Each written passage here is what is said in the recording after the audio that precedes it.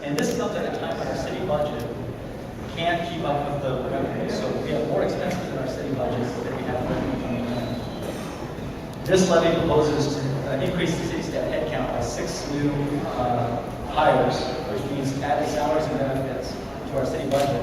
Our city budget currently, 47% of that is already allocated to salaries. So growing it by 6 new headcounts is a significant issue. Go ahead. The justification for this increase in police staffing comes from analysis by the Collaboration Corvallis Project, the livability work group, and it's based off of comparing Corvallis' officers per 1,000 residents to other cities. So what they've done is they've compared how many police officers we have per 1,000 residents and how that compares to other cities. And they said, well, we need to increase. We're at the bottom of this pile, of this list, so we need to increase and get ourselves closer to the middle. There's another reason that we're at the bottom, and that is Corvallis is incredibly safe. This is an excerpt from a report that the city of Corvallis commissioned Matrix Consulting Group in 2008 to look at our police staffing and determine whether or not it's adequate. The low sworn staffing resources for a city of Corvallis' size is a consequence of comparatively low Part 1 crime events. And other cities are looking at this same list and they're saying, how can we get where Corvallis is? Corvallis shouldn't be turning it around and saying, how can we get ourselves in the mean of that list?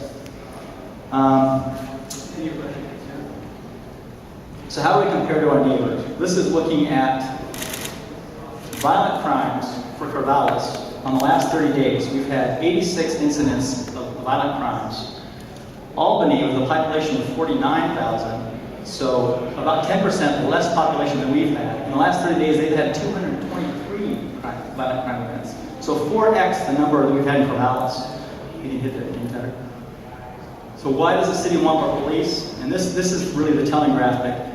In the last 30 days, with our population, we've had 395 quality of life incidents in Corvallis. Albany, in that same period, has 85. So 5 times the number of quality of life incidents.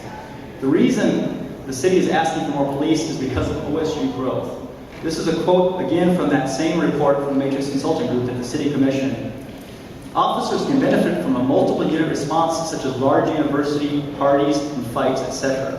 Essentially, the reason that this report is saying we need more staffing in Corvallis is because OSU has reached a size where crowds are now a significant part of the policing response issue.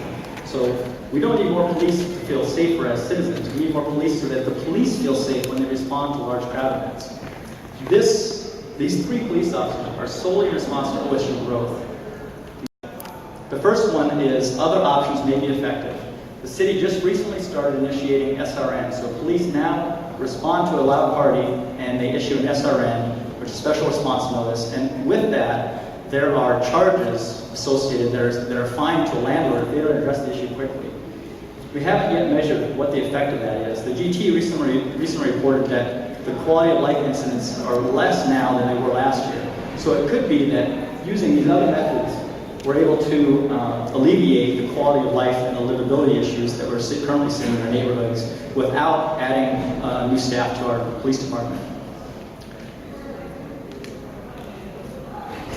There's also the potential that we can charge landlord fees. So the student housing developments that are actually profiting out of OSU's growth may be able to pay for the added policing that their developments require. So there's a potential that landlord fees can be allocated, which would also save the taxpayers from subsidizing this cost themselves.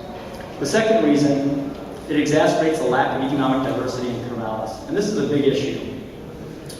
Last year, our Economic Development Office released a report looking at Corvallis' economy, and they stated that they raised the lack of economic diversity as an issue for Corvallis numerous times. With respect to OSU growth, the report states, it does not contribute to diversity in private sector employment and is not without its own set of market sector risks. The issue is Corvallis does not have a wide economic diversity.